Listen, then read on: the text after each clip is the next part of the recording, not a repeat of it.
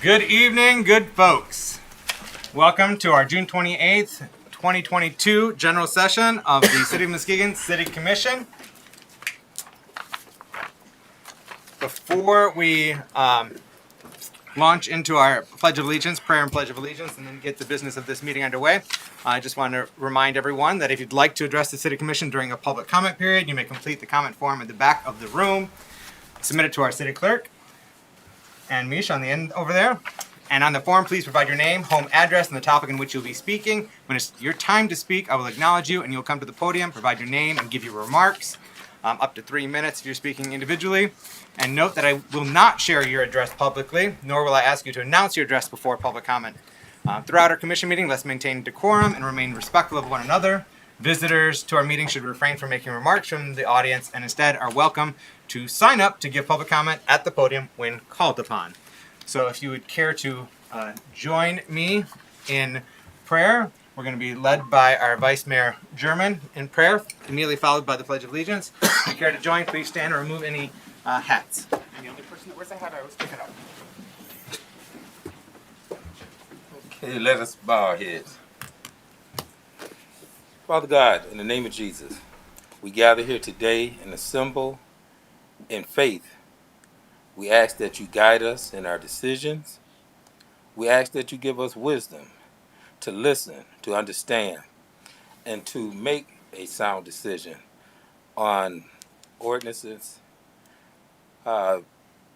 decisions, questions that may come towards us. But most of all, we just want guidance. And we ask that you watch over the city of Muskegon. We ask that you continue to protect us and allow each and every one of us prosper. And when it's said and done, we'll give you the thanks as always and continue to guide us and lead us in a direction where we could be a beacon in this city as a government to work together more diversely, inclusive. Amen. I pledge allegiance to the flag of the United States of America and to the republic for which it stands, one nation, under God, indivisible, with liberty and justice for all. Thank you, Vice Mayor German. May we have roll call, please? Mayor Johnson? Here. Commissioner Hood? Here. Commissioner Ramsey? Here. Vice Mayor German? Here. Commissioner Gorman? Here. Commissioner Emery? Absent. Commissioner St. Clair? Here. Thank you.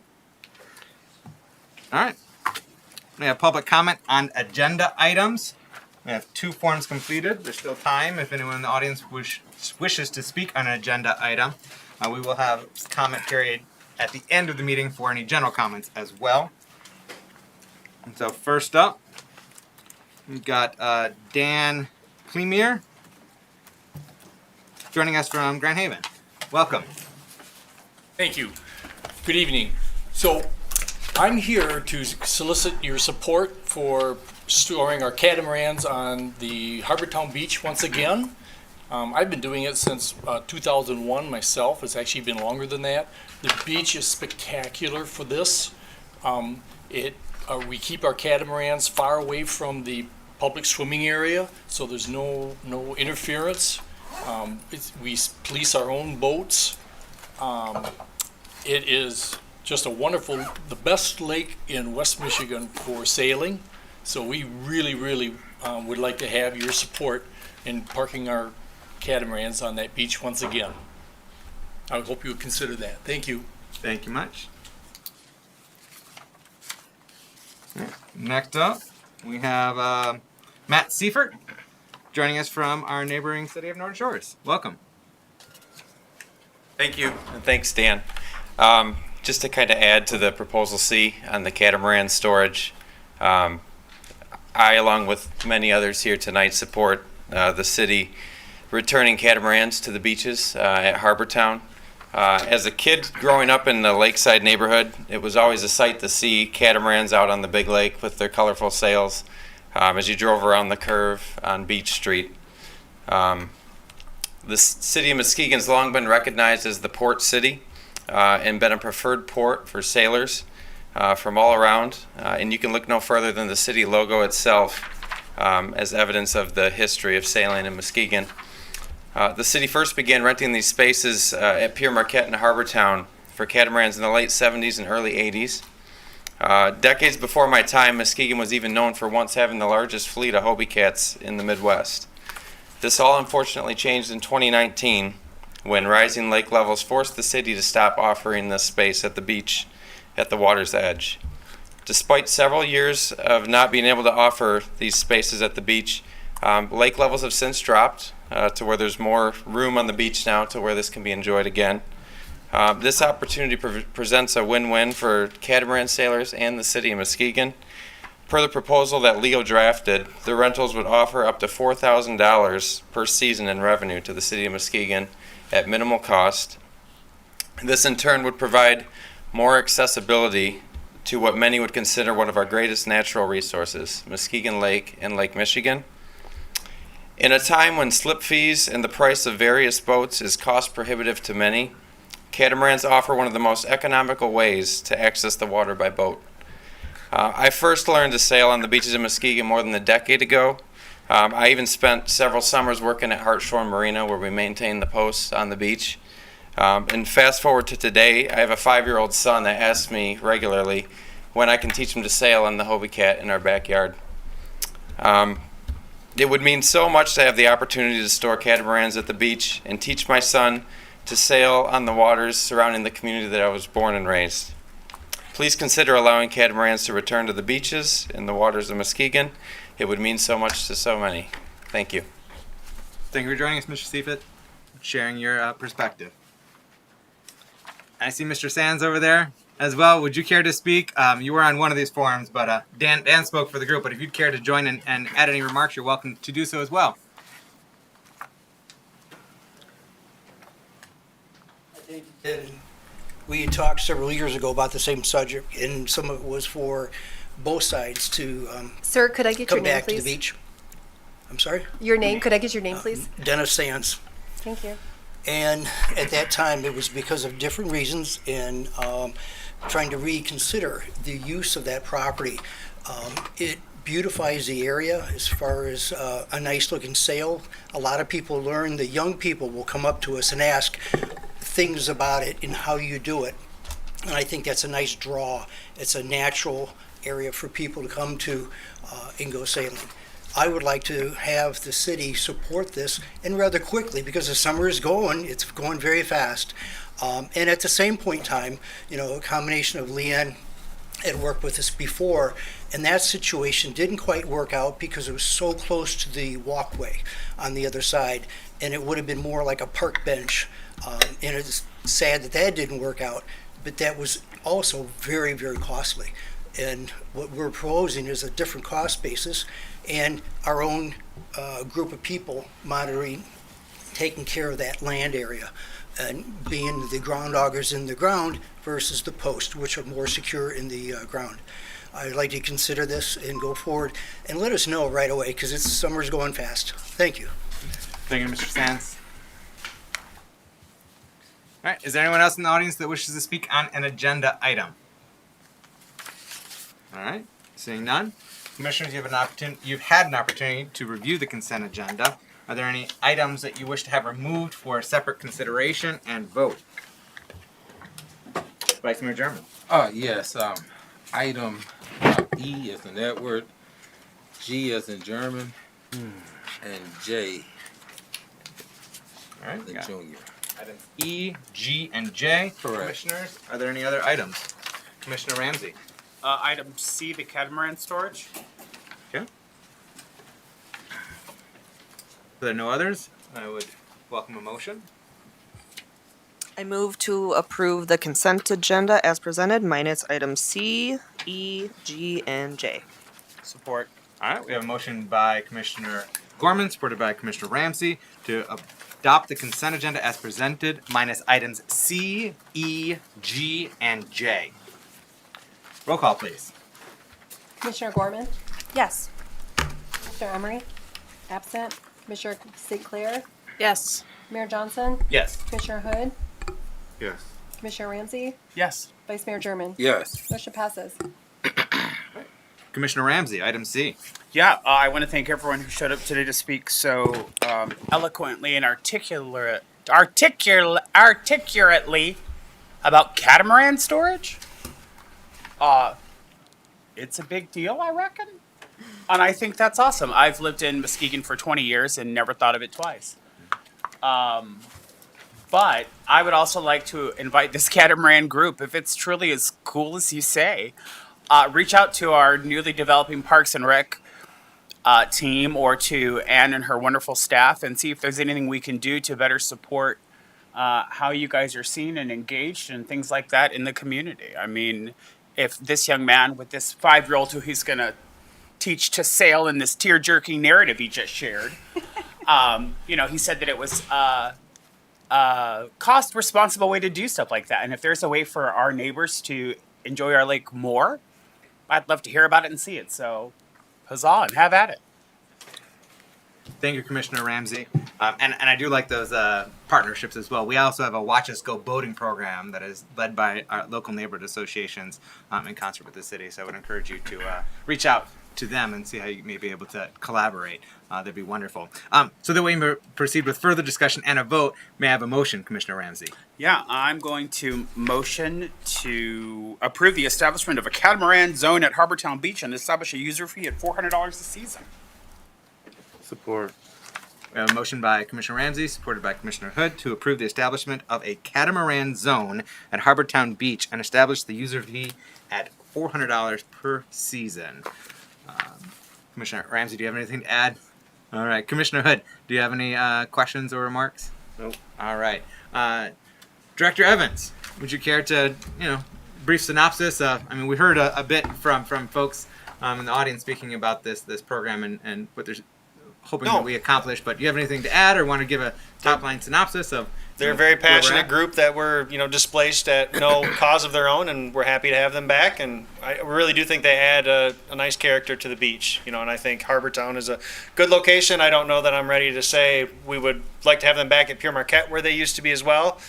We had some critical dune issues with that location that maybe give me a little pause, but this one I have no reservations about this location. It's a good program. All right. Excellent. Commissioners, do you have any questions or remarks on this item? Vice Mayor German. Yeah, thank you, Mayor. I guess to gentlemen that utilize these catamarans, how often do you sail in these? I didn't know much about them until I started, researching them a little bit, and I seen some real nice ones out there. So, do you sail, across the lakes and, would anyone like to speak on that? Any weather conditions we will Okay. We'll go across Muskegon Lake, we'll go out in Lake Michigan. So some of us have been sailors for over 30, 40 years. So we're well seasoned in that. Yeah, and I'd just say it much more often when it's at the beach because there's probably 2 to 3 hours of setup if you have to trailer it in. So having those at the beach where you can just put sails up and go, it's much more often. Yeah. Okay. Thank you. Yeah, they have some real nice ones out there. I've taken a look on the web, and I think that's pretty unique. Yeah. If you ever want to ride, come on down. Watch out now. I prefer one with a motor on it. I'm not too keen on sails. Thank you anyway. But we do need a commission outing for team building. We'd be glad to support you guys. Yeah. But those seem a little safer too. Yeah. Bring your own life jacket. Any other questions or remarks, commissioners? No? All right. Roll call, please. Commissioner St. Clair, Yes. Mayor Johnson, Yes. Commissioner Hood, Yes. Commissioner Ramsey, Yes. Vice Mayor German, Yes. Commissioner Gorman. Yes. Motion passes. All right. Thank you. Vice Mayor German, item E. Okay. The Watermark Development Agreement rescission. I approve the rescission on the Watermark Development Agreement. Support. All right. We have a motion by Vice Mayor German, supported by Commissioner St. Clair, to approve the rescission of the Watermark Development Agreement. Vice Mayor German. Yeah. Who could speak on this item? Oh, Manager Mike Sale. Okay. I know it's been a long time coming with that property over there, so you can just kind of brief us on really what's going on with this development. Well, this agenda item is really just about ending the agreement that had been approved by the commission in the past because the developer is no longer in ownership of the property. So this is really just to kind of tidy up our files, and we don't want to have an agreement on our books for something that's not going to now happen because the other party is no longer involved. Okay. Are there any interest parties or other developers out there looking? I haven't been updated in a little bit. I can tell you that the property is being marketed by a realty firm that escapes me right now. It's not Core. It's somebody out of the Grand Rapids area, I believe. So it's being marketed. I have not heard that there's been a lot of interest. Director Ekholm had shared with me that there was an interested party for a short time, but that's no longer happening. So. Okay. And the reason I pulled this item off because I was approached by someone in the community about it, so I just thought this would be a good time to ask that question. Thank you. Okay. Well, I can certainly get you in contact with the listing company. Okay. Thank you. Sure.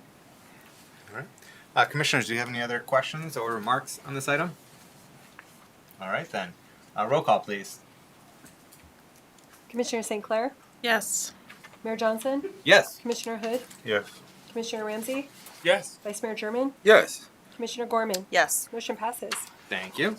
And Vice Mayor German, item G. All right. Thank you, Mayor. Okay. Interim manager stipend. I approve the weekly stipend as presented for the city manager. Support. All right. We have a motion by Vice Mayor German, supported by Commissioner St. Clair, to approve the weekly stipend as presented, which, for folks at home, that is a stipend of $450 a week for the next quarter, essentially, which is what we had discussed when we first appointed our deputy city manager's interim. We said we would be revisiting this at the end of June for that relationship to continue, and then adjust the compensation accordingly. Although, in my opinion, it's not commensurate with the energy and efforts and work that our deputy city manager is putting into the job presently. But before I go to Commissioner Ramsey, I'm going to just defer to the person who made the motion to see if he has any questions or remarks. Vice Mayor German. Okay. And would you be speaking on this item here? Okay. To my manager. Yeah. The reason I asked because when we talk about any type of funding, especially going with local government, city manager, public has questions. So I just thought this would be another opportunity to discuss this, and Mayor Johnson kind of explained that, but just give your take on it. And I know the work that you do and what it entails is not even compared to what should be, compensated, but we appreciate you.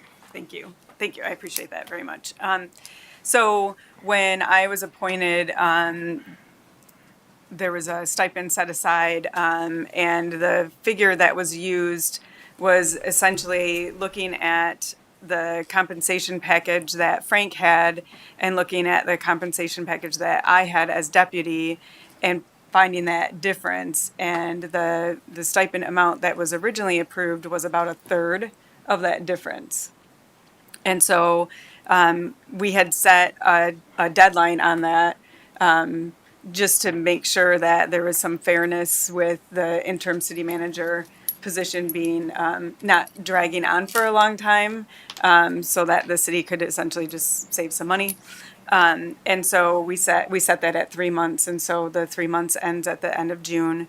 And I was encouraged to increase that stipend to better align. So now we're at about half of the difference between what my original package was and what the city manager's was. Thank you. Sure. Commissioner St. Clair, as the supporting member of that motion, do you have anything to add or ask? I have no questions. I just would like to note that I have observed interim manager Mike Sill everywhere at all times, doing all of the things, and we are certainly not compensating her for the amount of effort that I see her putting out. So this is an easy one for me. Thank you. Commissioner Ramsey. Yes, I'm gonna support what Commissioner St. Clair just said. Everywhere, all the time, all the things. And I just would like to ask Manager Mike Sell, is there anything you want to share with us that maybe we don't know or that we haven't discussed or about your experience? Are you okay doing it? Do you want to keep on doing this is what I'm asking. Yes. I mean, Yes. I know that we expect you to, but maybe you're like, nah, I'm good. No, I am good. Okay. I am good going forward and doing it. I'm enjoying it very much, and I'm certainly appreciative of the team and how much they have stepped up, because we are missing a very productive member of the staff right now, and we all feel it because the workload did not diminish. And I certainly appreciated being more directly involved with all of you through this process. So thank you. You've all been very supportive, and I appreciate that so much. Great. Any follow-up, Commissioner Ramsey? No, sir. All right, excellent. Commissioners, any other remarks or questions on this item? All right. So just kind of update for while we're speaking in this round, just an update for the commission and the community. We are advertising the job opening for the city manager position. That'll be posting the beginning of July and will be open for the month of July. And we anticipate having a decision made by the end of this next quarter, and that's why this stipend coincides with that. If for whatever reason we have not made that appointment, we can reevaluate the stipend for continuing Manager Mike Sell in that capacity. Although she, to my knowledge, she's also going to be a candidate for the position. And so that's another consideration to be made. But in the meantime, we need to give her a bit more compensation. Although again, it's not catching up to where Frank was when he's left, and she is definitely doing a lot of work. As Commissioner St. Clair said, seeing her all the places, doing all the things at all the times. So, as many of our dedicated staff are, and I am just so incredibly grateful for the work of our staff and our department heads, because they really step up. I mean, you see them at our events that either they're putting on directly or that they're otherwise providing support for, and it is just phenomenal, the work and care and commitment of our staff throughout this organization. All right, roll call, please. Mayor Johnson, Yes. Commissioner Hood, Yes. Commissioner Ramsey, Yes. Vice Mayor German, Yes. Commissioner Gorman, Yes. Commissioner St. Clair. Yes. Motion passes. Thank you. And Vice Mayor German, item J. Hey, thanks again, Mayor. I move to approve the purchase of 1192 and 1194 Pine Street for the city of Muskegon to create affordable housing for the continuum of care COC population through the city rental rehabilitation program.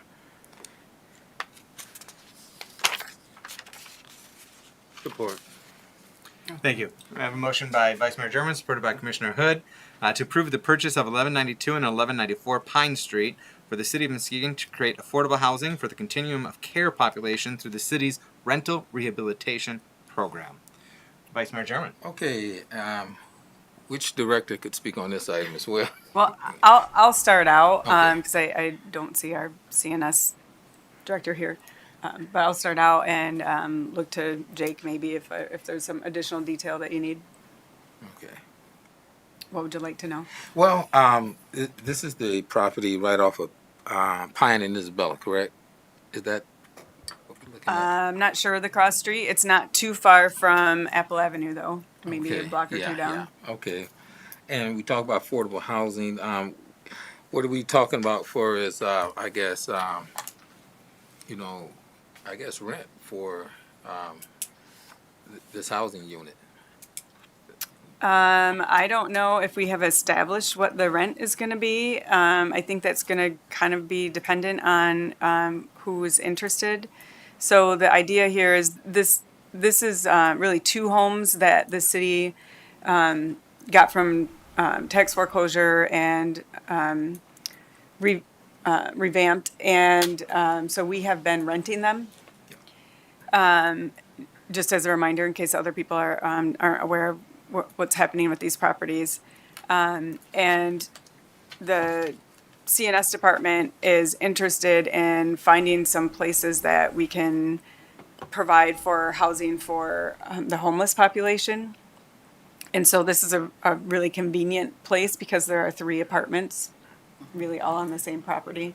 2 of the tenants that were originally renting at this property have since moved out, and so there are 2 vacant units right now.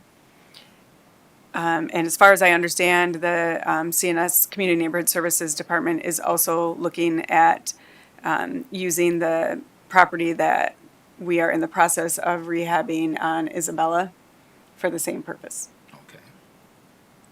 This will be somewhat short-term All right. Thank you. situation, yep. Yeah, well, there's definitely a huge housing issue.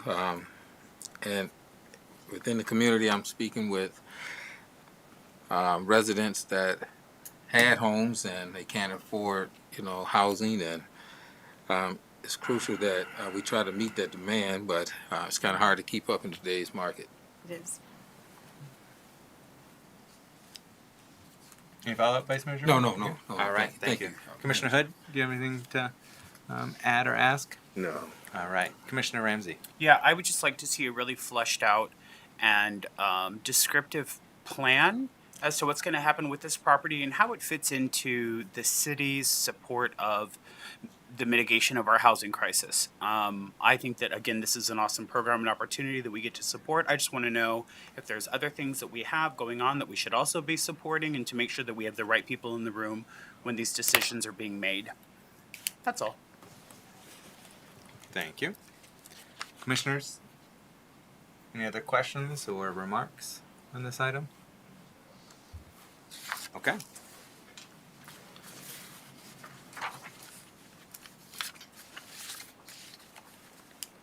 Then roll call, please. Commissioner Hood, Yes. Commissioner Ramsey, Yes. Vice Mayor German, Yes. Commissioner Gorman, Yes. Commissioner St. Clair, Yes. Mayor Johnson. Yes. Motion passes. Thank you. All right, on to new business. We have a couple of properties that have been referred to us by the Housing Board of Appeals. Oh, wait. Oh, I jumped a page. Oh. There we go. Unfinished business. Yes. Can't forget our finance team. Department. Hard skip a beat there. Got to get this budget adopted before the end of the month. And we're only just a couple of days away. All right. So unfinished business. The transmittal of the 2022 to 2023 proposed budget. Commissioners, we had a good amount of discussion and review of this budget at our work session early this month, and then it was also in our general session, and we asked to delay adoption of it so that it can be updated and put on our website and made available in City Hall to give the community more time, basically, to review it and digest it and give any input that they have or ask any questions. So here we are. Nothing's changed. Well, I'll let Dr. Grant speak, but I don't believe anything's changed since 2 weeks ago, Tuesday's meeting. No, nothing has changed. We added the Parks Director position, and we updated the FTE to reflect that in the budget. And that's pretty much the only thing that's changed, and we just gave the community and the commissioners more time to reflect on the budget. Nothing else has changed. Excellent. Again, thank you for making that update from our work session to our general session earlier this month. Happy to see us reviving our Parks and Recreation Department. Commissioner Ramsey. Yes. How you doing, sir? I'm good, Director Grant. How are you? Good. I may have missed it in my email because my name is Michael Ramsey and I don't check my emails effectively.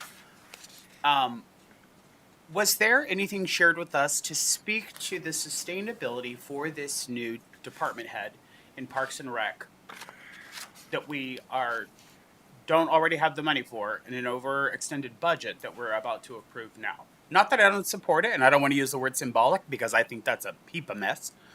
I want it to happen. I just want to know where the sustainability is if we're talking about doing it now in an already overextended budget.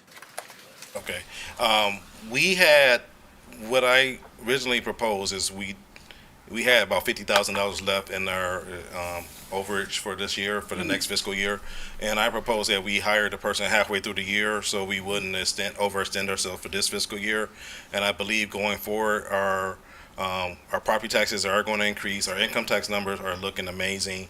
We're going to have some savings with MERS. So I think we can sustain this position. I don't know how many more we can add besides that right now without looking in the future. But I think we have enough to sustain this one position right now. Awesome. And then ultimately, my goal, as you know, and as Leo knows, Director Evans knows, is for these funds to come out of the excess that we're collecting at our now paid parking spaces down at our beautiful, beautiful beach. So I am still going to support this from the back, vote no on it, and as soon as we see a financial paper trail that shows that it's sustainable, I'm all in. I just want you to know that. All right, thank you. Yeah. That's all. For me, Commissioner Ramsey. Thank you, Judge Grant. And just to be clear, the budget is not presently overextended. It is showing a balanced budget and a slight surplus with the creation of this position. And our fiscal forecast is of continuously improving. There we go. The being tongue-tied is contagious, Commissioner Welcome Ramsey. to Tuesday. Commissioners, do you have any other questions or remarks on this budget? Vice Mayor German. Yes, thank you, Mayor. Just a word for Director Grant. Thank you, for your expertise and budgeting the city's budget, keeping it balanced, keeping us afloat and sustaining. I know it's not easy. Every department is going to want more money. So, but to do it skillfully, and to keep, the local government running efficiently, I just want to say I commend you on your work and what you do and your expertise. So, thank you very much. Thank you. Thank you, Vice Mayor German. Any other questions or remarks, commissioners? Do we have a motion? No, we do not. Would you like to make that I motion? will make that motion. I move to approve the proposed budget for fiscal year 22-23. Support. All right. We have a motion by Commissioner St. Clair, supported by Vice Mayor German, to approve the transmittal of the 2022 to 2023 proposed budget.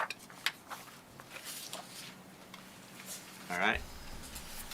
Any additional final comments or questions before we go to vote? All right.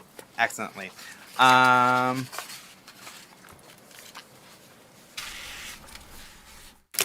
just to speak to, because I know they were concerned about where we ended up with this initial budget, but from our experience, our initial budget always looks worse than what we end up for the year. Typically, not always, but typically. And so that's the expectation again this fiscal year that we'll end up better than in actuality, we'll end up better than what we were initially forecasting.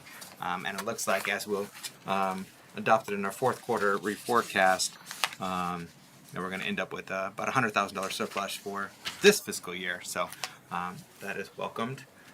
So thank you, Director Grant, for you and your team's work on both budgets. Yes. There's a lot of work going into them. And then, again, thanks to our department heads. My staff and everybody else throughout the city who has helped me with this budget process. Comprehensive process, isn't it? Yes, it is. And now you get to get started with the audit for year end. We already did. You already did. Got a lot going on. Yeah. All right, roll call, please. Commissioner Ramsey? No. Vice Mayor German? Yes. Commissioner Gorman? Yes. Commissioner St. Clair? Yes. Mayor Johnson? Yes. Commissioner Hood? Yes. Motion passes. Thank you. Now, new business. Housing Board of Appeals demolitions. We have two different properties. Is there anyone here wishing to speak or represent 938 East Forest Avenue? No. Is there anyone here to speak on or represent 1945 Reynolds? 1945 Reynolds. All right. We have one person for Reynolds. Commissioners, may we have a motion with regard to 938? Commissioner Ramsey. Yeah, I would like to concur with the Housing Board of Appeals decision to demolish 938 East Forest Avenue. Support. Motion by Commissioner Ramsey, supported by Commissioner Hood, to concur with the Housing Board of Appeals decision to demolish 938 East Forest Avenue. You got Safe Built leading out on this item, or do we have Captain Rush? Okay.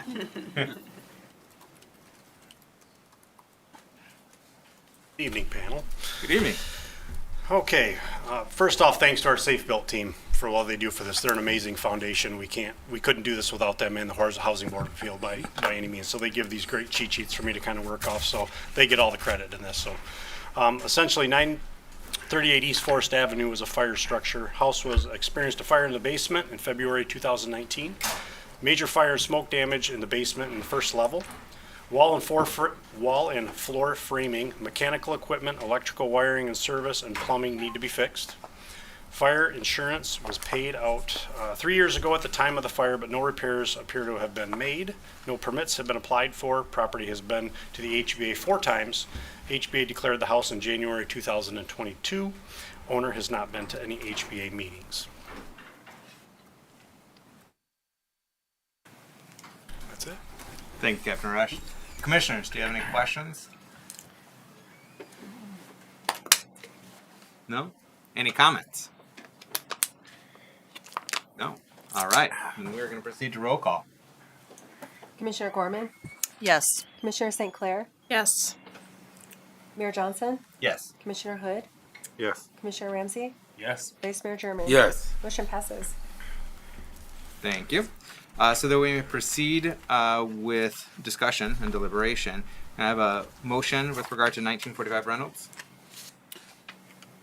Yeah, I'd like to motion to concur with the Housing Board of Appeals decision to demolish 1945 Reynolds.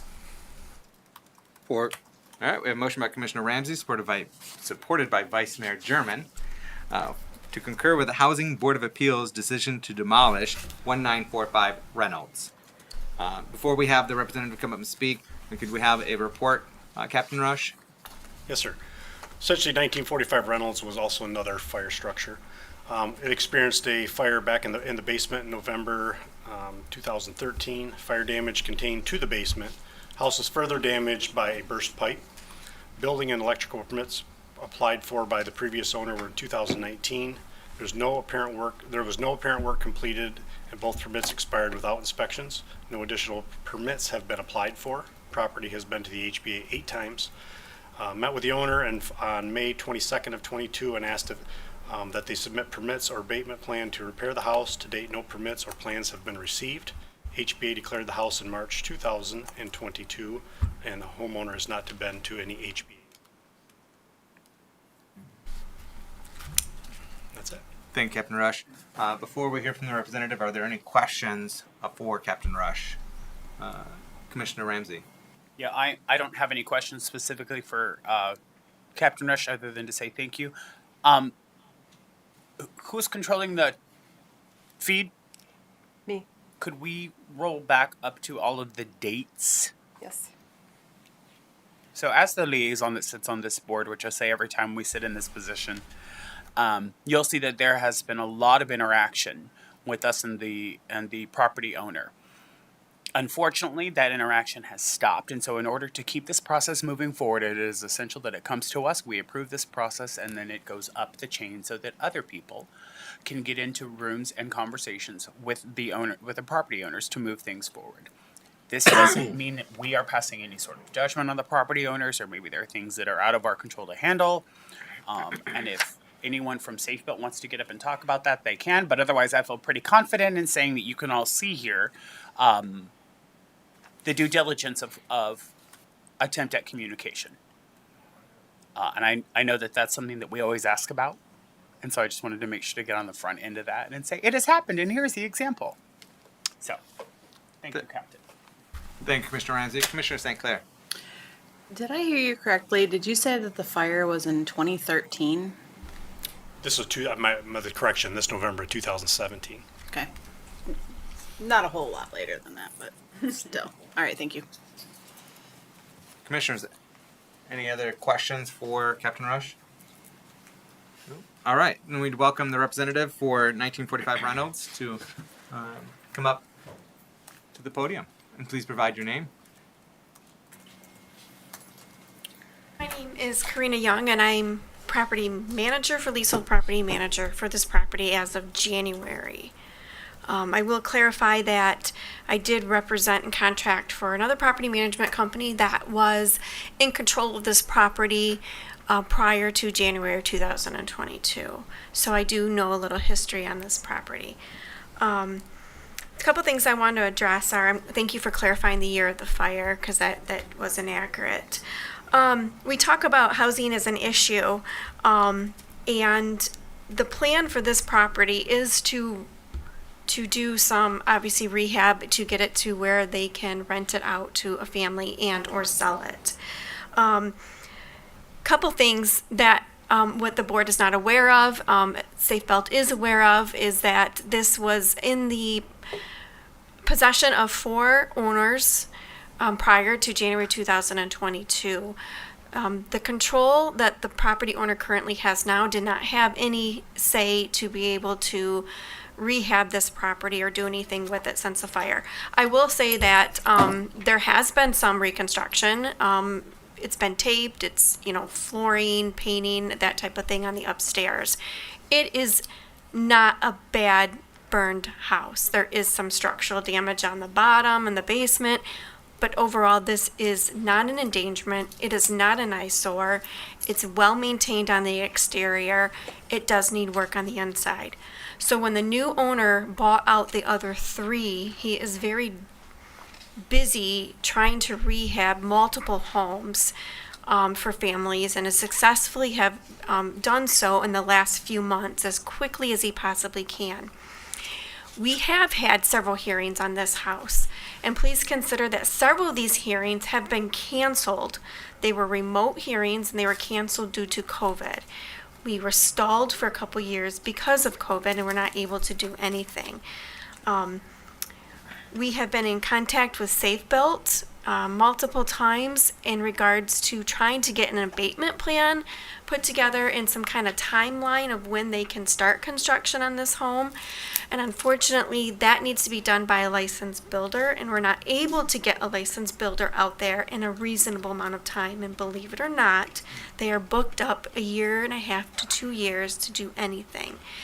Because it isn't an LLC, the owner physically can't go in there and do anything to this home. We have to have licensed contractors.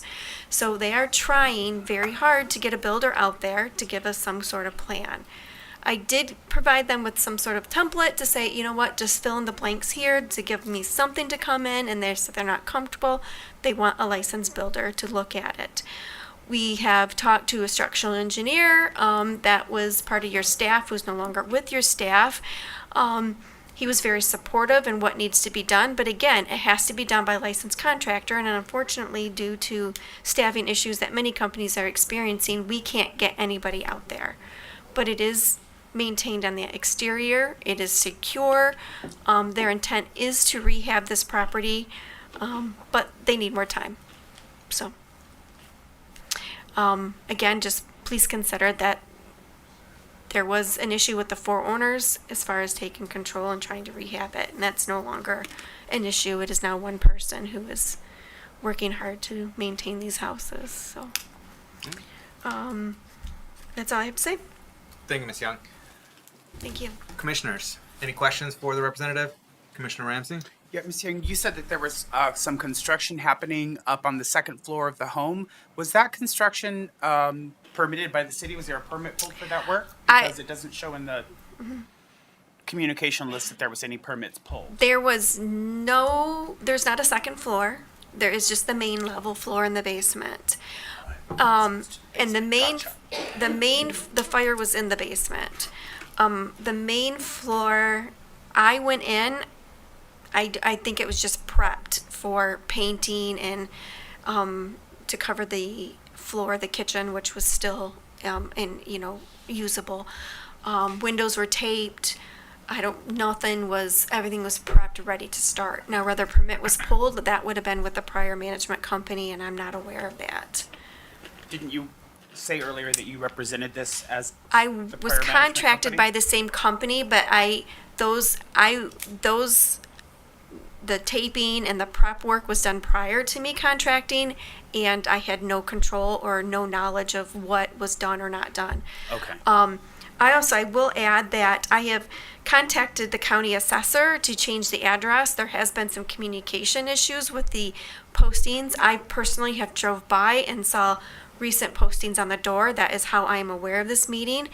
But other than that, none of these letters were sent directly to the owner. I've been in contact with somebody on email during COVID with these hearings, and he reassured me that he would email me moving forward of any communication, and that has not been done either. So anything that is involved with me being here today is because I drove by and saw a note on the door. Great. Okay. So my next question is: you said that there was a conglomerate of 4 owners before the previous one, or before the current owner now has sole possession of the property. Correct. When did the current owner take sole possession? Still under the same name of West Lakeshore LLC. He just bought his other partners out, and that was January 2022. Gotcha. And So it was yep. well after we had gone through the initial onset of the COVID pandemic and had done a bunch of Zoom things. So there has been some opportunity there. And since then, he has met with Blake from Safe Built as far as moving forward and in a plan. It's just he can't do it quick enough, unfortunately. Unfortunately, no, you're spot on. Unfortunately, that is the case in many of these homes. And right now, while we have a lack of opportunity to move forward, the point of these proceedings is to make sure that it happens in a way that is clean, neat, and tidy. So that, as you know, was illustrated in our list of communication, and now you're also saying that you have some frustrations with the communication that you're receiving from either the county or the city of Muskegon, which I completely understand, and some of that is probably true.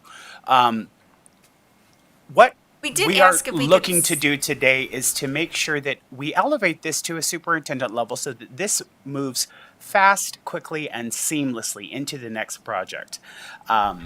So that there is that streamline effort and everyone's on board to move it forward as quick as possible so that this communication or miscommunication, lack of, whatever that is, doesn't continue to happen. And so this doesn't mean that that anyone's going to go out tomorrow with a hammer and pull down the home, but it will start a process that needs to be addressed quickly. And so I'm not sure what more of that is needs to be explained, or how I can show the true benefit of the process so that it not only benefits us as a city, the neighbors that live in that area, but also you and the management company that you represent, because the work is not happening in a timely process, and it needs to. This action brings all of those entities to the table and holds them accountable. Understood. We asked if we could sell the property to somebody that can move on quicker, and I was told that that's not an option. Yeah, no, because you shared with us earlier that the 4 years of communication that we've had have been a result of it being sold off time and time again. No transfer of control of ownership of the property. Same owner. They would like to use a realtor and market and sell the property, and I was told that was not an option. So if you could clarify that. Legal counsel, could the LLC that is presently the owner of that property petition for superintendent control, obtain that superintendent control, and then subsequently sell the property with the commitment that the next buyer develops it and puts it into a safe and secure state? We would do it with this, the owner at the time. Now, whether the owner then sells it and the buyer takes it subject to that court order would be the process. Okay. So the present buyer would get the superintendent control. The terms thereof would be determined, and they would Correct. carry forward if they were to sell the property to anyone else. Okay. Commissioners, any other questions for the representative right now? Vice Mayor Jarman. Yeah, thank you. I heard you say, how are you? Thank you for attending. I heard you say most of the damage done to the basement. That's what I'm looking at here on the screen. And I heard you mention also the letters was not sent to the correct address. That's correct. It was changed with Safe Built, but apparently when you change the address with Safe Built, the assessors system overrides the addresses back at Safe Built. So, So the, I mean, Blake might be able to explain that better. I don't know. so the owner never received notice No. or anything like that. Now, was that prior to the COVID, Again, I found Session. them on the door. okay. Okay. The upstairs, you mentioned that there was some painting going on upstairs without your knowledge. How much damage is, Sure. yeah, how much How much damage on the main upstairs floor? was done? Yeah. So the main floor, the main level of the home, no damage to the kitchen, no damage to the living room. The bathroom has some. I believe the fire chief must have put like a hole going from the lower level to the upstairs level just to make sure that there was no fire, I guess, up there. So the basement or the bathroom floor needs new flooring. Other than there's no damage to the upper level of the home at all. So really, It's all right where you see right there. So that main beam has to be replaced. Not that it's unstable when you walk on it, but that's just it has to be replaced. I guess my next question And they would be, talked about leaving that one there, sister joicing it. I mean, we went through the whole process with the structural engineer with the city of Muskegon and how to, modify and fix that problem. okay, that was my next question. Speaking with a structural engineer, is it something that is in the budget where they could actually repair that quickly, expeditiously, I should say? Yes, but it has to be done by a licensed contractor. Their estimate is about 30,000, and that is with replacing the roof. That was not affected by the fire, but it's just recommended by me that that roof be replaced. Okay. Before it could be brought up to code. Is that what you're saying? No, it's just for the aesthetics of the home. I believe that the roof should be replaced. I mean, it looks fine but it should be replaced. If you're going to do all this work, the roof should be replaced. One more question there. And the main concern that we know is safety. And that's what, Safe Build and the team and the Housing Board of Appeals are looking at. And I'm just trying to get a feel and understanding to see if something was to allow you to go forward, or how safe would that be? And that's what I'm trying to get at, and that's why I'm asking the questions. Sure, the house is very safe, but unfortunately it falls on the endangered list due to the definition of what you define as an endangered building, because there was a fire. But no, you can bounce on those floors, you can walk on them, there's no dips, there's no bends, there's nothing in that regard at all. And that's why when we talk to structural engineer, you are to scrape seal with a special Zinsser paint with the beams that are currently going in the home right now, but they need to be joisted with new ones for added support, just because that's what you're supposed to do. And it does need to be, because it wasn't a fire, it needs to have it rewired, which we did get a quote, I think, for like $6,000 to $8,000 to rewire the home. And that's included in about the $30,000 of renovations. And with the $30,000, that includes, okay, so we're gonna go do this, we're gonna put in different flooring, we're gonna, paint the whole upstairs, because there's smoke, that you can still smell, from the upstairs. Has there been any attempt moving forward, working on the property? Since the last time you had a meeting with the Housing Board? Yes, he's talked to, the electrician is about 8 weeks. Unfortunately, for any building, to do the sister joisting, they said a year to a year and a half is what their timeline is. We did contact another builder who was out of town last week, said that he would be willing to go and look at it, a lot sooner than that. But, I mean, we've made multiple calls, just everybody's backed up, or lack of, staff to be able to move forward as quickly as we need to at this moment. All right, thank you. It is a nice house, it truly is. It's unfortunate that this happened, but it's not an eyesore. They own multiple homes on that block as well. Thank you, and I'm sorry for the It's okay. condition. Yeah. Thank you. Commissioners, any other questions for the representative at this time?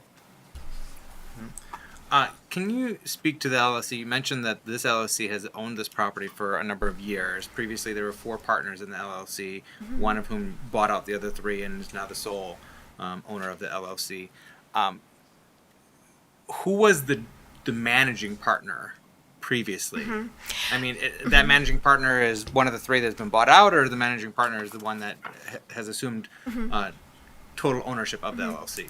If I'm understanding your question properly, Real Property Management was the management company prior, who was also one of the owners, and I know Michael Ransome is very familiar with this management company. He did not manage this portfolio in the way that he should financially, and got himself into some trouble with debt, hence why they negotiated a buyout. So this person is no longer involved with the LLC? Correct. Only one. What's the extent of the portfolio of this LLC? How many properties are being managed? About 44. 44 properties. Yep, and he's moved very, very quickly to get them all up to code and in compliance and having work done. And we're talking serious work. We're just talking sewers and a lot of work. So, yeah. Okay. I don't know. And these are. Do you know how long this LLC has existed?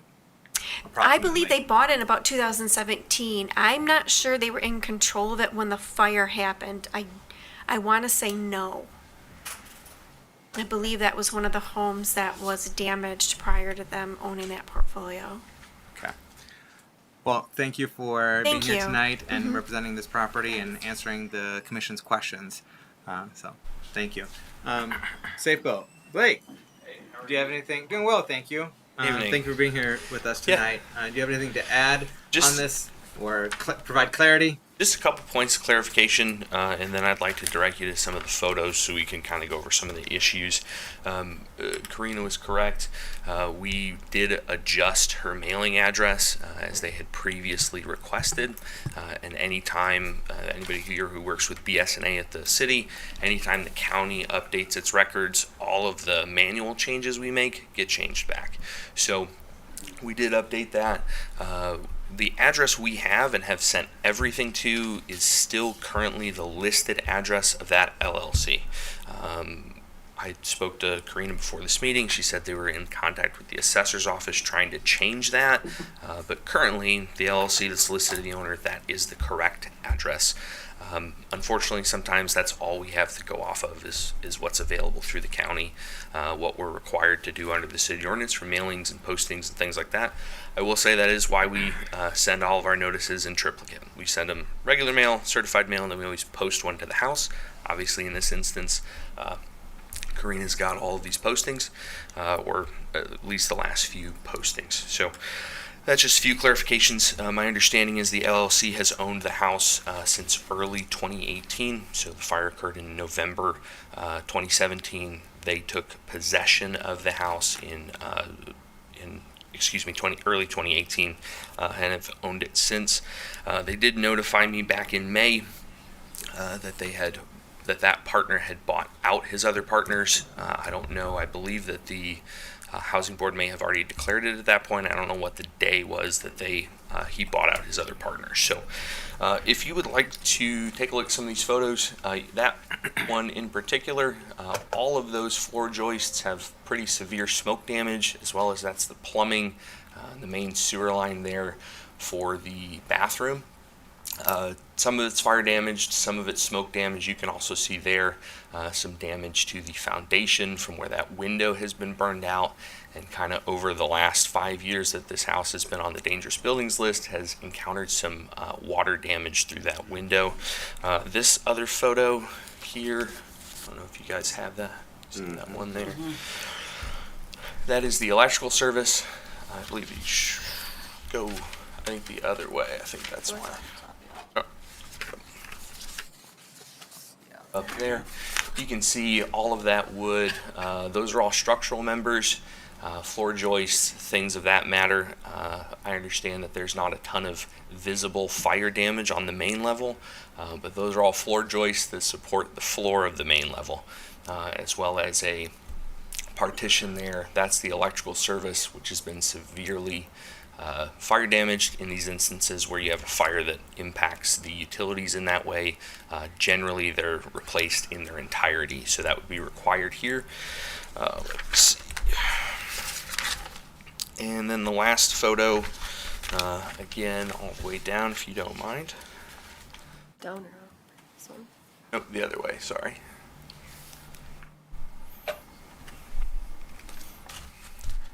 The IT person only ever gets the trouble, never the praise. So there you can see that is the main beam that runs the span of the entire home. As mentioned, that will need to be replaced. That is, I would say, the chief most reason that it has been identified as a dangerous building. Essentially, the main beam that holds up the entirety of the main floor is severely fire damaged. As well as all the subflooring, smoke damage there, some piping that would be required as well through a mechanical permit. I understand they wish to save the property. We are still more than happy to work with the owners on that. We just ask that that be through the superintending process, so I don't have to stand here in front of you again in 5 years asking for superintending control then. Thank you. Yep. Commissioners, any questions for Safe Belt?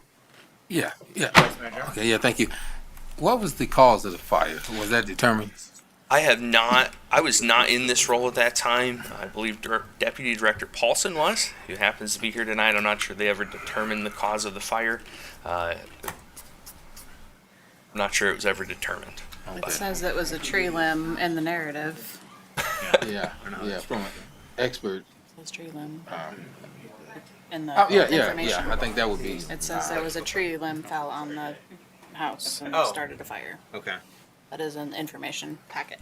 Mayor, Commissioner, City staff, if you can roll back up to that picture of the electrical service.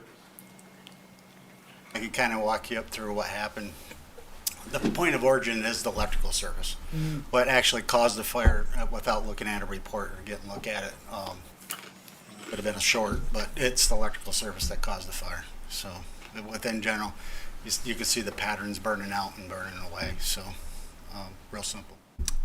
It's a simple fire for me. All right. All right. Thank you, Deputy Paulson. Yeah, thank you. Yep. Any other questions, commissioners? No? All right. Just to clarify for the audience, in the information that we have, it says there was a result of a fire caused by a fallen tree limb. So. Guess I had that in my notes. Did you cut down the tree limb? And this fire, I wasn't in that position when that fire occurred, but I was actually working for Safe Bill at the time. And what had happened, the tree fell down on the service, it pulled the neutral out and then caused the fire, basically shorted out from the inside. So that's my recall on that. Thank you. Ripple effects.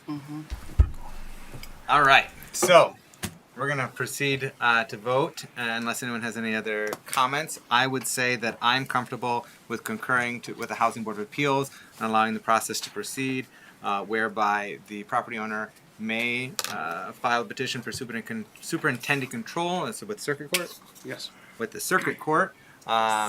And if approved, that must be filed within 21 days. So just the representative, if this gets approved tonight, you have 21 days to file that petition for superintendent control. And if provided, the terms will be hammered out by the court, and you'll have to put up money for demolition of the property in the event that your organization does not follow through on the restoration of that property.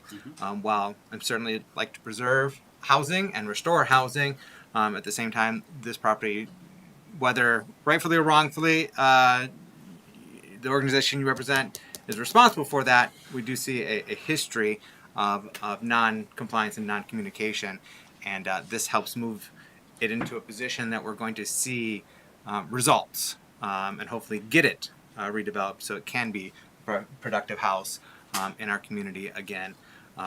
knowing that this LLC has a pretty sizable portfolio of properties. They seem to be a sophisticated organization in that regard with new management, and I'm confident that they'll be able to take the lead on this if they so choose to do so. So those are my thoughts. Unless there's anything else, roll call, please. Vice Mayor German, Yes. Commissioner Gorman, Yes. Commissioner St. Clair, Yes. Mayor Johnson, Yes. Commissioner Hood, Yes. Commissioner Ramsey. Yes. Motion passes. Thank you. All right, next up, we have our fourth quarter reforecast. So we may proceed. May I have a motion? I move to approve the fourth quarter fiscal year 2021-22 budget reforecast as presented. Support. All right, we have a motion by Commissioner St. Clair, supported by Commissioner Ramsey, to approve the fourth quarter fiscal year 2021 to 2022 budget reforecast as presented. Director Grant, welcome back. Thank you. What I'd like to do is go over the highlights of the reforecast, mostly for the general fund. Income tax collections have been up most of the year, and I think we're going to have another record year. I have a gentleman's bet with my department. If they get $1 million this month, I take them off ice cream. So hopefully they get that. I think they're about 70,000 away, and they got 2 days to go. So we're happy with that, and that's basically, I think it's because of wages going up throughout the whole community. It's not driven by corporate estimates and things like that. Normally, that's the number one thing, but it truly is like it's withholdings and residents and non-residents making more money. So another thing that we noticed is when we went through our revenues that we got more money for personal property tax replacement funds than we normally did, and that's something that's kind of driven by the state because a couple of years ago they got rid of a lot of personal property taxes, and they put money into a fund and we get whatever divvied up for that year. So it's kind of it's a give and take. So another thing that kind of drove revenue down is my third quarter was off so bad, and like I realized as soon as I got it approved that our bond proceeds revenue was originally projected for $1 million, but I went back and realized that we actually got a lot of that money in the previous fiscal year, so that drove the revenue down significantly by almost $700,000. Some of the expenditures that are driving up, we have in our contributions department where we give to community grants, we give to Boys and Girls Club. The neighborhood association grants it's been kind of messed up for the last couple of years because our COVID kind of messed us up and we're playing catch up. So I think this year we're going to be caught up, but I think the neighborhood association grants was overspent because we had to pay. Last year we had to pay at the beginning of the fiscal year stuff from last year, and it just drives us. It's off. So I think this year we're going to get caught up. And then going next year, where I think we should be close to our average, which is $150,000 to the neighborhood association grants. And let me see what else. We have to give some money to the MATS program for regular and micro, and some of those fees have gone up, so that's kind of helped our contributions. And one thing I noticed in is like bond to my heart, the Port City. We forgot them in the budget somehow, and I wanted to make sure they get their $5,000 this year. So I made sure O'Neill said, "Oh, they want their $5,000." Like they're not even in the budget, but perfect timing. So we're gonna get that and cut them a check this week, so they could get their $5,000 for this year. Police and fire salaries mostly they're continually climbing. We kind of have no control over overtime, things like that. So it's just one of those things that police and fire, we know that their salaries are going up. Along with parks and salaries, it's just everything. Salaries are just going up across the board. And lastly, in the general fund, our city attorney fees are going up significantly. You got to look at that man right there. But he does a lot of work for us. Not easy.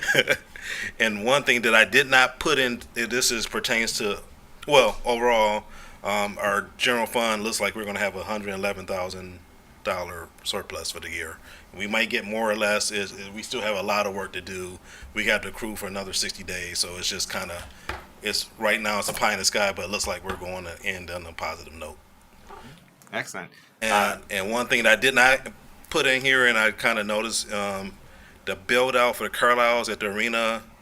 We originally budgeted $650, and we need to come to you because they went over.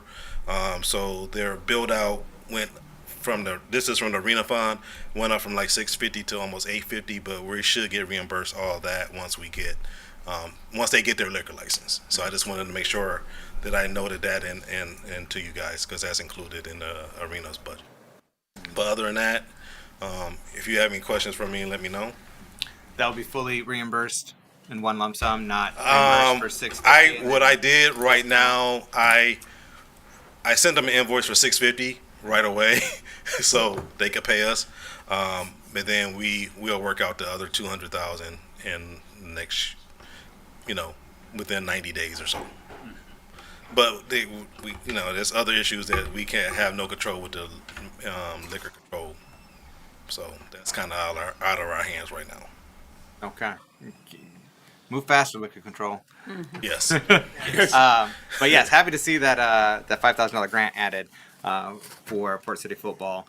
I know I had been removed a couple years ago and caught that and added it at that time. So just let's make sure that we're keeping it in there. Yeah, and it's in there for next year too. So I did catch that. We got it this year. Excellent. Thank you, Commissioner Ramsey. I saw you over there with your red pen. Yes, you are correct. Thank you, Mr. Mayor. I just wanted to highlight what Director Grant said, is that the monies that we're talking about being increased are from taxes that are already collected. They are not new levied taxes. We are not raising taxes. This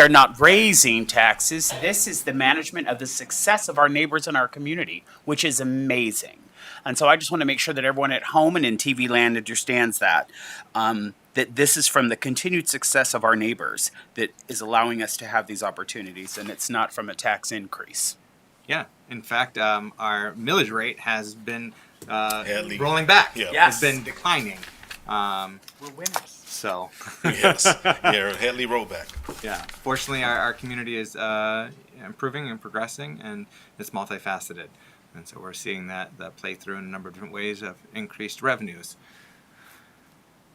Commissioners, any other questions or remarks with regard to our fourth quarter reforecast? No?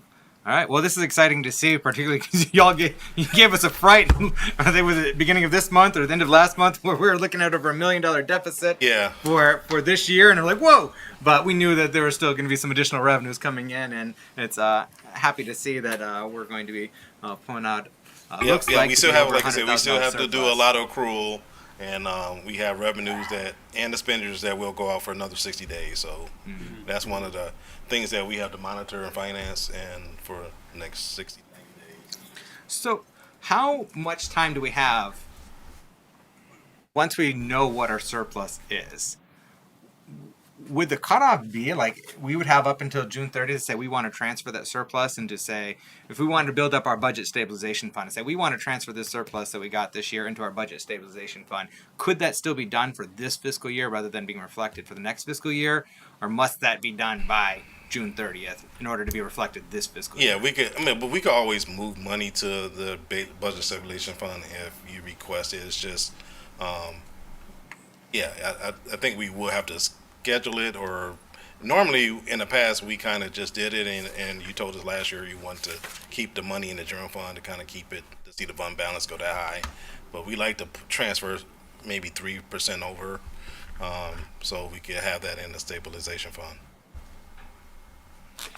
So repeat that last part. We like to transfer, normally if we have a fund balance of 11 million, we would like to transfer 3% over to our stabilization fund or something like that.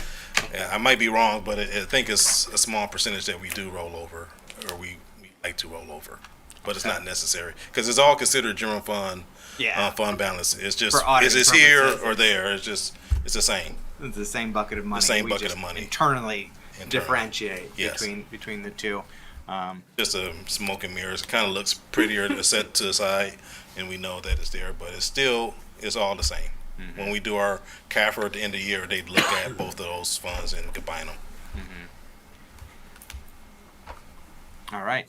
Yeah. Do you have any recommendation on? I mean, you said 3%, but should we put any of the surplus into our stabilization fund now? I mean, I know from an auditing perspective, it's kind of the same bucket of money. We just internally classifying it differently. Our budget stabilization fund has been stable for a number of years of static. You know, that same amount. I think it's 1.75 or something like that. 1.7. 1.7. Okay. So we want to get that up. You know. Yeah. It's up to you guys. Start adding to it. Yep. So I don't know. I mean, what would be your thoughts if we were to say, hey, let's transfer $100,000 to our budget stabilization fund from the surplus? 100,000? Yeah. I wouldn't have no problem with that. Okay. Just curious. Any thoughts, Manager Mike, on the prospect of, bolstering our budget stabilization fund with that surplus? I think that's perfectly legitimate. All right. Commissioners, what are your thoughts? Do you have any interest in transferring $100,000 of that surplus to our budget stabilization fund? That would require a separate motion from our present budget transmittal. Commissioner Hood? Well, if our finance director feels that that's appropriate and wouldn't be a problem. No, it wouldn't be a problem at all. No. Commissioner Ramsey? Yeah, I think that if Director Grant supports it as well, then I would be into that. But I don't want us to get into the habit of making these off-the-cuff motions with our finances. But I also realize that I am not the person who is most educated about our finances. So I think that, turns out we're here twice a month. So we can come back and talk about this yet again if there was something you needed to put together that was a little more succinct and clear. We don't have to make a motion tonight, but if you think it's a great idea, Director Grant, I support that. We do actually. This has to be done before June 30th if we're going to transfer it for this present fiscal year. And so we're asking to take the surplus, a portion of our surplus, to be transferred to our budget stabilization fund to be reflected in the current fiscal year, which ends June 30th. Then I'm going to go back to my original comment and say that if Director Grant supports this, then I would support it, but I don't want us to get into the habit of making these off-the-cuff motion amendments from the bench without any sort of research or supporting documentation for those of us who are not mathematical wizards. Understood, Commissioner And for our neighbors, right? Because maybe this is, this seems, and smoke and mirrors or whatever Director Grant said earlier, I think is great. While I'm not trying to use that as a negative connotation, it can get confusing for someone who's trying to follow. Namely me, Michael Ramsey. So I will make this as succinct and straightforward as possible, which is that we are taking $100,000 of our surplus, which is $111,000. We're taking $100,000 of that surplus and transferring it to our budget stabilization fund to bolster that. That's. And right now we have a fund balance of last year was $11 million, so we'll be taking it from that really. So it's not really. It's just transferring it from one apple to another. That's all. Wonderful. Ken.Johnson at ShorelineCity.com and Ken.Grant at ShorelineCity.com. Don't you send them to me. Thank you, Mr. Mayor, for really making it brass tacks, just so that our neighbors are aware. Right. Thank you. Any other questions for this commission or for me from the commission? No. Do you have any other questions for Director Grant? All right.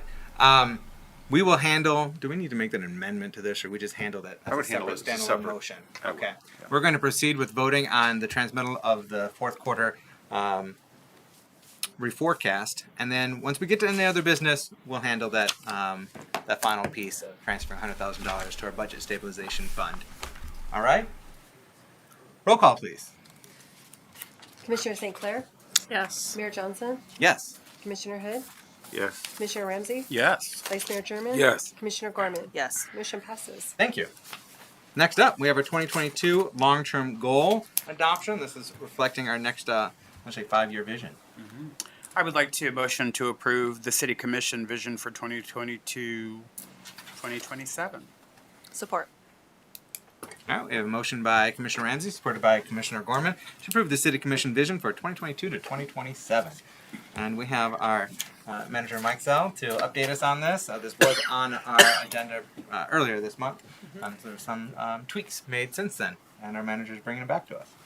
Right. So at the work session, we did go through this document in greater detail, and all of you provided some good input. And so I have made some changes based on that input.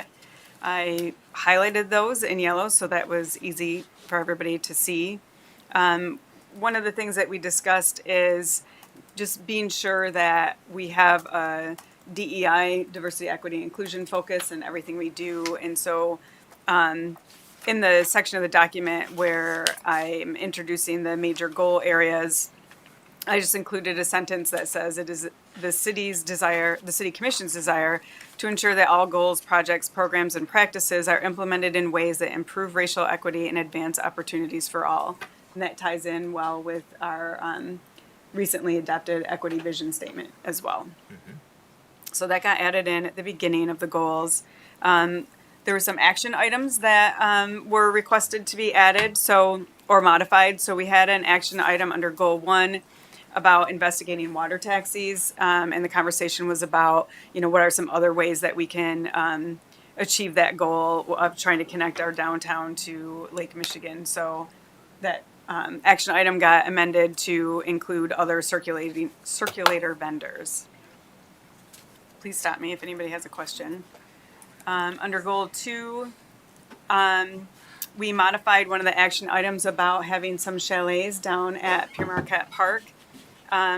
Originally, the action item was really kind of focused in one area, and so we've expanded that to say not only near the NOAA site, but also per the Imagine Muskegon Lake plan, because there were some other ideas presented in that plan a few years ago when that was adopted.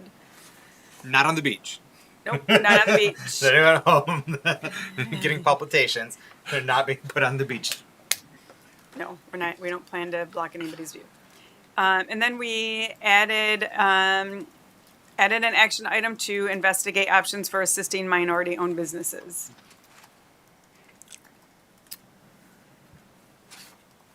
A couple more changes.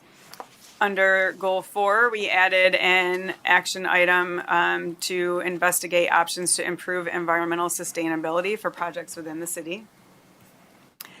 And then lastly, I added some verbiage under an implementation plan, because there's some conversation about, how often are we going to review this, and how are we going to hold ourselves accountable. And so I added some verbiage that says, once adopted, the leadership team will discuss the vision and goals at regular intervals to confirm that the action plan is guiding decision-making.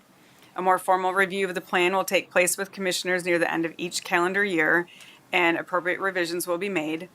In annual increments, commissioners and leadership staff will review progress made on the action items in the previous year and develop new action items for the coming year. Decisions by commissioners and staff should be guided by this strategic action plan. Thank you, Manager Mike Sell. You're welcome. Commissioners, do you have any questions with regard to the updates or the visioning document at all, or otherwise remarks? Commissioner Ramsey. Yeah, I just want to thank Manager Mike Sell and her team. Great. I think that everything that the questions that we had raised and the conversation that we had at length this evening are all reflected in this document. So thank you for that. You're welcome. Amazing work. Thank you. Vice Mayor German. Yeah, I'd like to echo Commissioner Ramsey's sentiments. Excellent job. Thanks. Manager Mike Sell. The meeting went really well, a lot of input. I thought that was successful, and I'm just looking for this to come into fruition and as we implement and move forward. There's a lot of great components of this visioning document, and a lot of work ahead for us. But we've got good people on this commission and throughout our organization at City Hall to get to implementing it and realizing that vision. So exciting work, and I'm grateful to be doing that work with each and every one of you. Roll call, please. Sorry, do we have a motion? Yes. Okay. That was Commissioner Ramsey, supported by Commissioner Gorman. Thank you. Commissioner St. Clair? Yes. Mayor Johnson? Yes. Commissioner Hood? Yes. Commissioner Ramsey? Yes. Vice Mayor German? Yes. Commissioner Gorman? Yes. Motion passes. Thank you. We got a couple items under any other business. The one that came up as part of the finance discussion, but before that, we have a fire truck loan to the museum, a renewal.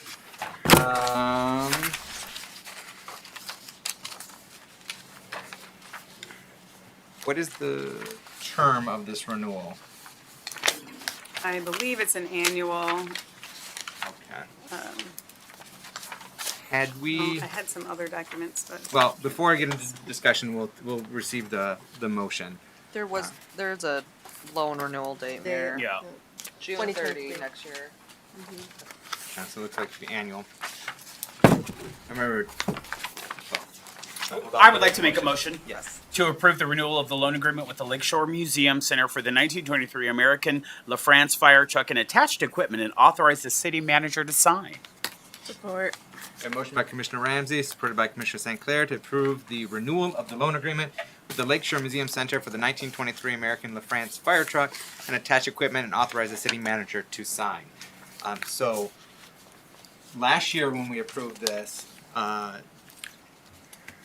Public Safety Director Lewis said he was going to talk with them about doing a longer term lease rather than it coming back to us every single year. And so it was that's why I was wondering about the term. Like, is this going to be a longer one, or?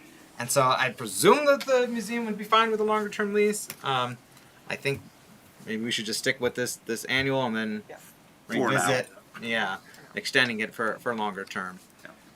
But Commission, do you have any questions or remarks on the current version of this 1-year lease?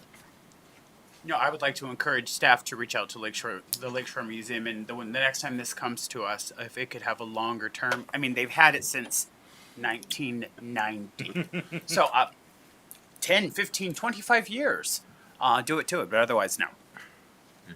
Do we get to drive it? Can I drive it over to them? No, it's already there, isn't it? It's already there. Darn it. They might let you get in the seat and you can take a photo. That is a team building opportunity for us, Commission. Let's do that. I'm working on that. All right. I'll reach out. Okay. Thank you, Manager Mike Sal. If there are no other questions or remarks, roll call, please. Mayor Johnson? Yes. Commissioner Hood? Absent. Commissioner Ramsey? Yes. Vice Mayor German? Yes. Commissioner Gorman? Yes. Commissioner St. Clair? Yes. Motion passes. Thank you.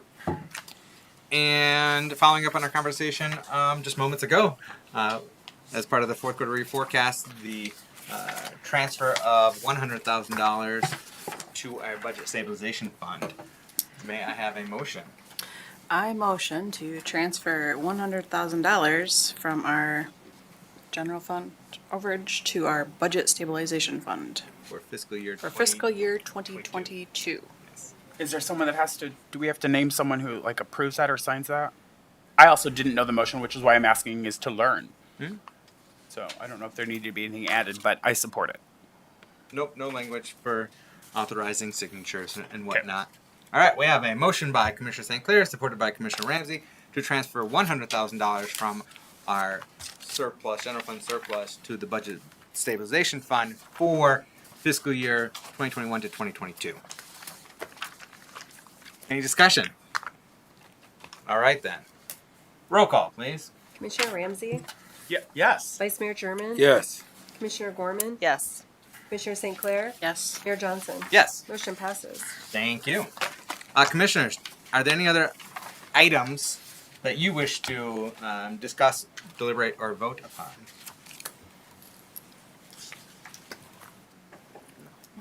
No? Okay. Something crossed your mind. Commissioner Ramsey? No. All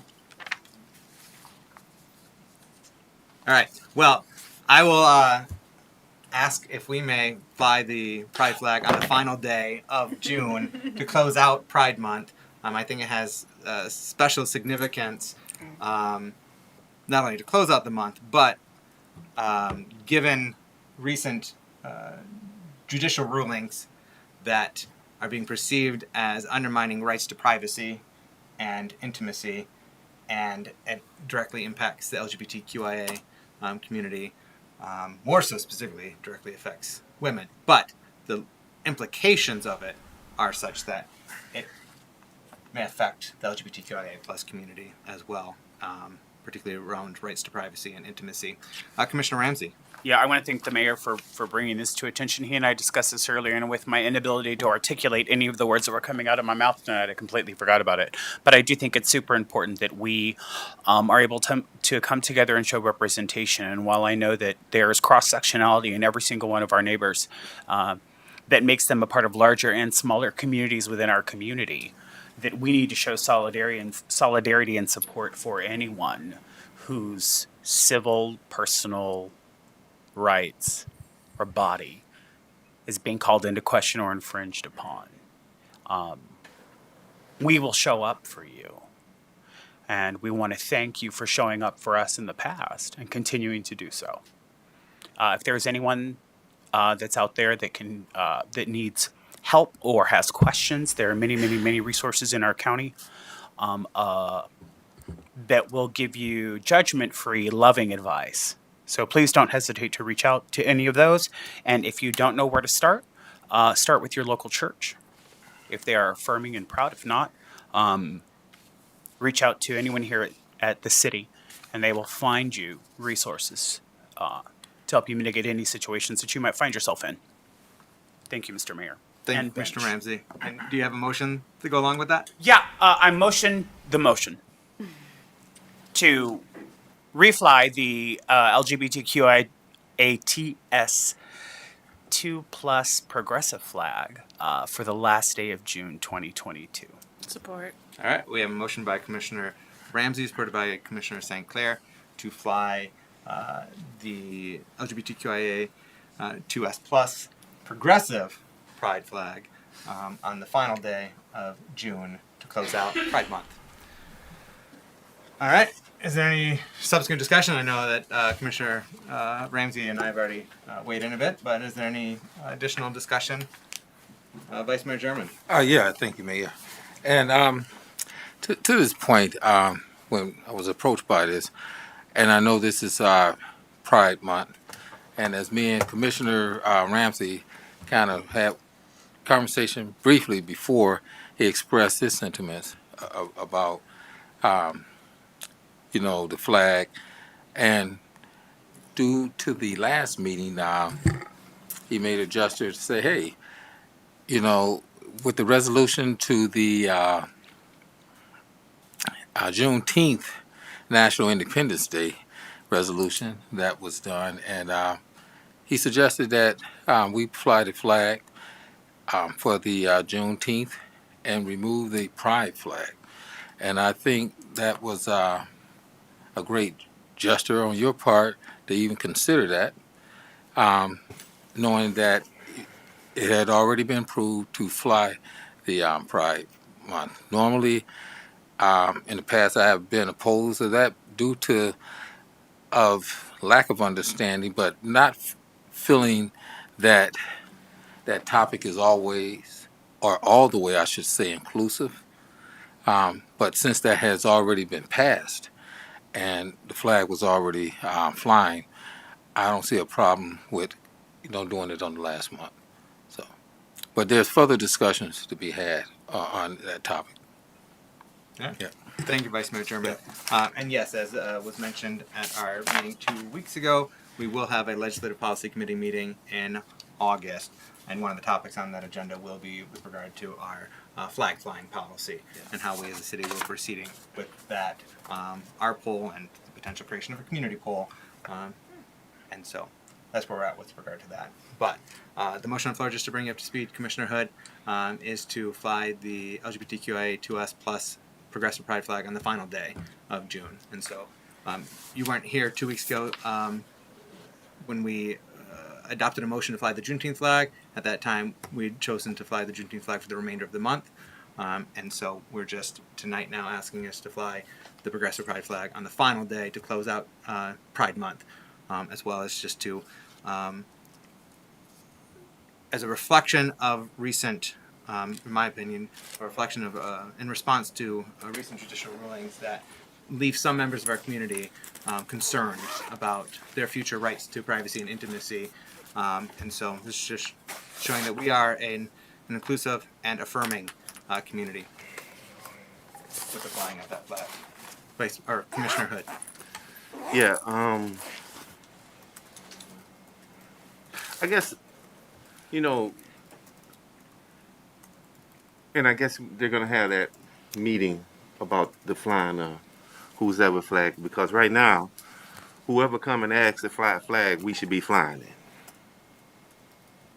I mean, and then I like to know the bone they threw was to fly the Juneteenth flag. Who picked the flag? Who picked the Juneteenth flag to fly? We just ordered it online. That is the official Juneteenth flag. That's one official Juneteenth flag, and then you have the Marcus Garvey official Juneteenth flag, which That would be our ignorance. which kind of looks like this, Yeah. which you could have asked us, but of course, you know what's best. So, I personally,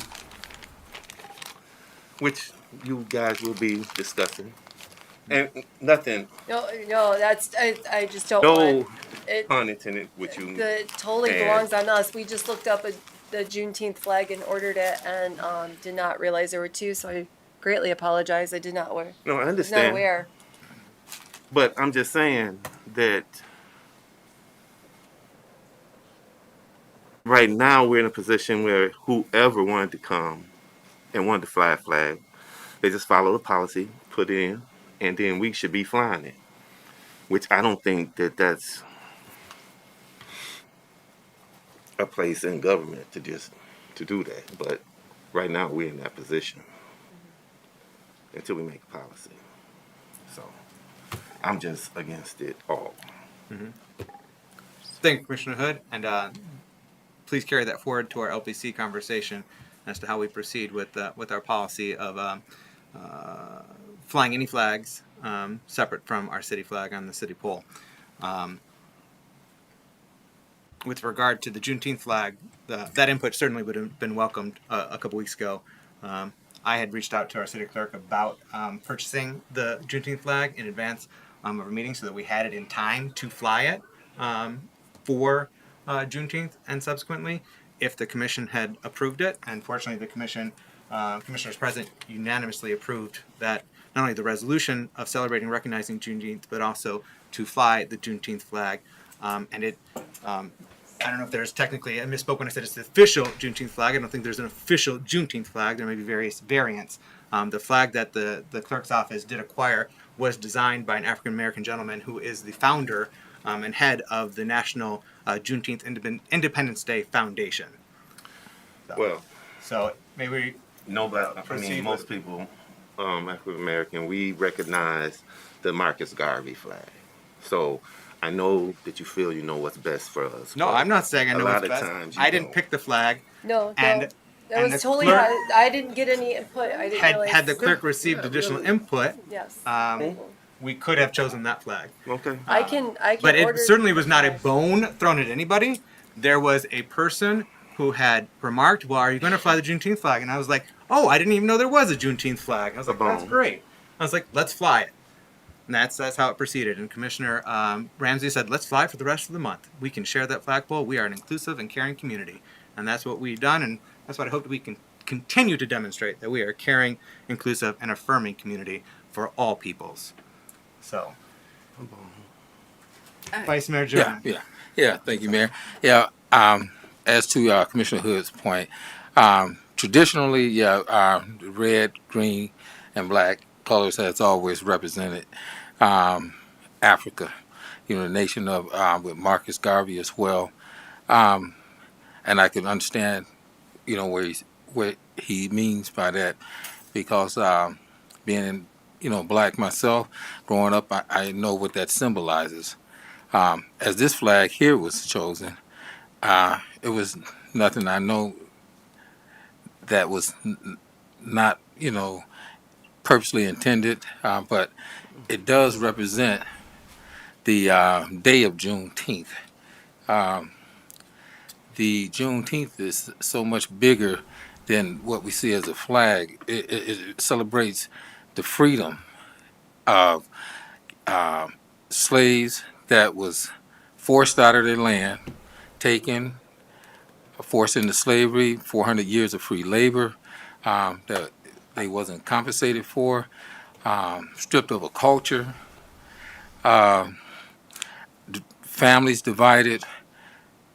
The intent, the purpose was to have the city of Muskegon acknowledge, recognize, and learn also from that experience and celebrate Juneteenth as they have throughout this nation. So, yes, that's something that we can look forward next year to get a flag that will be more symbolic of the colors. And I think the main thing that the public now knows that, okay, Juneteenth is the National Independence Day for blacks in America in slavery, into slavery. So, Thank you, Vice Mayor German, and thank you for your work on that resolution that we passed a couple weeks ago. It was important that we as a city recognize and celebrate that day and freedom being extended to all members of our country. Commissioner St. Clair? I would like to thank staff for making an honest effort to do the right thing. I think that it is important to acknowledge that what the right thing is depends on where you're standing. But intent is also important. I have really strong feelings right now that I'm trying to moderate. So I cannot speak for anyone on the bench or what their intent was when they voted to approve this, but I assure you, Commissioner Hood, that I was by no means throwing anyone a bone when I voted to approve the flag and the resolution. I know that there is so much work to do to undo hundreds of years of inequity, and this is one tiny little step towards that, and it is symbolic and maybe utterly useless in the larger term, but it was a step. And that's how change starts, with forward movement, be it imperfect or symbolic.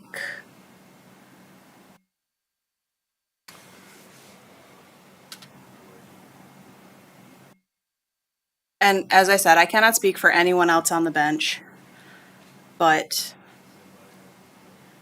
it was not throwing a bone to the community for me. Thank you, Commissioner St. Clair. Commissioner Hood? Well, since I was singled out and you specifically were speaking to me, then I'm gonna respond I was to that. responding to you. Now, I didn't specifically speak to anyone, so if you feel some type of way, maybe you did throw a bone. I don't know. But I wasn't talking to you. But since you felt some type of way to respond to me directly, that's how I feel. And that's why I said it. So if anyone feels a certain way, that's on them. But I spoke what I felt.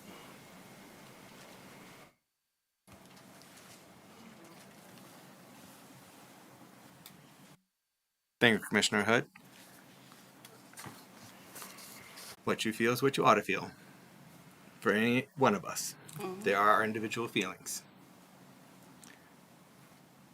Is there anything else before we go to vote on this item?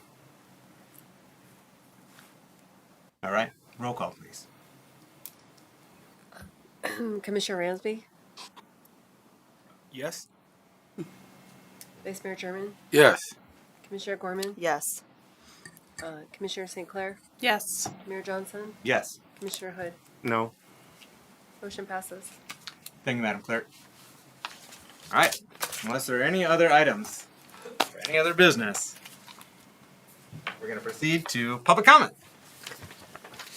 And there's still time. Anyone in the audience wishes to give public comment. We do have one form submitted. If there's a form in the back of the room, if you don't mind, or you can just, I know who you are, Miss King, but if you want to fill out the form, you can give that to the city clerk, just so that she has the name and address for record, because we don't share the addresses publicly, but we just need to have it for our records nonetheless. No, you can fill it out. We have got someone else that's here with us, and we got Christina Achterhoff from Senator Bumstead's office. Welcome. You have 3 minutes to provide remarks. Thank you very much. Christina Achterhoff with Senator Bumstead's office.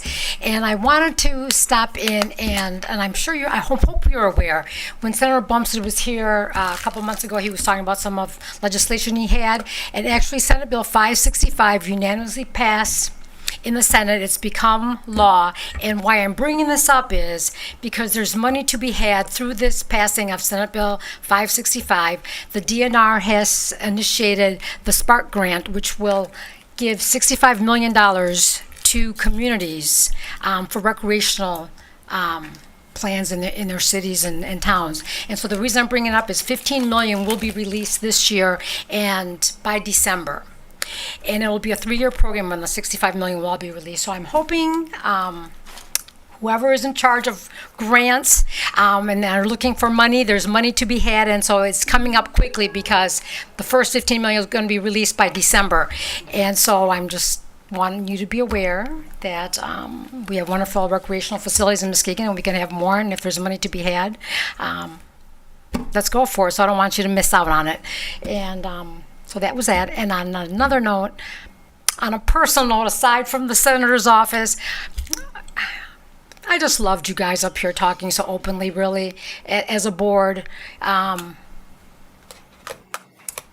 your emotions being raw and open and honest. And so I commend you for that, for having that openness and that caring and moving forward. I mean, that really is refreshing and nice to see in government. And you're doing the right thing and moving our community forward. Muskegon is my hometown. I grew up in here. I'm a Big Red, so thank you for what you do. And if there's anything we can do aside from this, I'm here. You can talk to me afterwards or reach out anytime. So thank you. And the end of Pride Month too. Yeah. So thank you. Okay. Thank you for being here with us tonight. With regard to the Sparks recreational grant, that grant opening is applications can be accepted in September. Is when the application period starts? Is that the case? It's all new. As that has come out. That's right. I talked to Senator today, and money was coming to be released. The first phase will be released in December, and then there's 2 more phases next year. You're on top of it. Yeah, great. All right, excellent. I'm excited about all things Parks and Recreation and getting as many dollars to support the build out of our Parks and Recreation department, and hopefully we can get some of those grants to support capital improvements that will free up some money elsewhere for operations, and that will go to strengthen the sustainability of that department, which I know my fellow Commissioner Ramsey is very concerned and conscientious about. Here, here. All right. Thank you again, Ms. Achterhoff, for joining us, and give our regards to the Senator. Mrs. King, welcome. Thank you. We got Annie King joining us. Yes, sir. Now from the Steel neighborhood or is that Angel? Angel. Angel neighborhood. My name is Annie B. King, and I live at 675 Amity Avenue, Muskegon, Michigan. Been there since 1970. We got a new street from Emerald to Getty. I'm very thankful, but I'm not happy with the grass seeds. And plus, they took out half of my hedges, and I've been there since 1970, and I want them to take out the other half and put me some new ones in. And I think I deserve it. I've been sitting there paying taxes for all of these long time. Worked at Muskegon General Hospital, Osteopathic General, and Mercy. 46 years, 5 months, and 11 days. Paid those taxes. John King, you spoke about him from Port City, my son. Thankful. My daughter Stephanie just retired from the prison. Thankful. Chandra, a counselor at Muskegon High School. Thank you. Thank you, Lord Jesus. Amen. Amen. Yes, thank you for joining us tonight and sharing that concern with regard to the property and how it was impacted by that road project. I believe our Director Evans can perhaps weigh in, but I can talk to you when we step out if you want. Okay, I thank think you. we practice a similar policy as DT and consumers that if you disrupt the property, that we're going to return it to its state before, leave it as good if not better as before. Yeah, I think we found out about that like last week or maybe the week before. Yeah. I had our contractor and engineer go review the pre-construction videos and confirm exactly what she said. Okay. We took out a few bushes with the project and they never got replaced. And I passed that on to our engineer and contractor and said, you guys need to go take care of this. And All right. they haven't got a hold of you yet apparently, but we can make that connection. Okay, and one more thing. Excellent. Thank you, Director Evans, for being on top of They that. took out a big tree right there in front of my house probably 4 or 5 years ago. And they never came back and, replaced that. I would like for that to be replaced also. I think we do have some trees available. Yeah. Thank you. Yeah. Thank you. So if you don't hear from anyone in the near future, certainly follow up, with myself directly or Director Evans. He'd be the best person to directly reach on that and get the progress you want to see. But thank you. Commissioner Ramsey, did I see you? Yeah, I just wanted to add a comment about the grass. So when they did Peck Street, we had the same issue with grass, and my neighbors, because I live on Peck Street, really thought that the grass seed that they were giving us was subpar. And so, Leo, I don't know if that has all been changed, and now we're delivering better grass seed since. I'm not sure when the Amity project happened exactly. Nothing but weeds all over my yard. But I was the one who complained about it. So I know that that they've changed that. But if you have property somewhere that is not okay, please reach out to Public Works. And copy Commissioner Ramsey. No. Michael.Ramsey@ShorelineCity.com. Thank you. Is there anyone else in the audience that wishes to speak under general comments? No? All right. Commissioners, I'd entertain a motion to adjourn. Motion to adjourn. All right. We have a motion by Commissioner Ramsey, supported by Vice Mayor German, to adjourn. All in favor, please indicate by saying aye. Aye. Opposed, same sign. All right, the ayes have it. We are adjourned.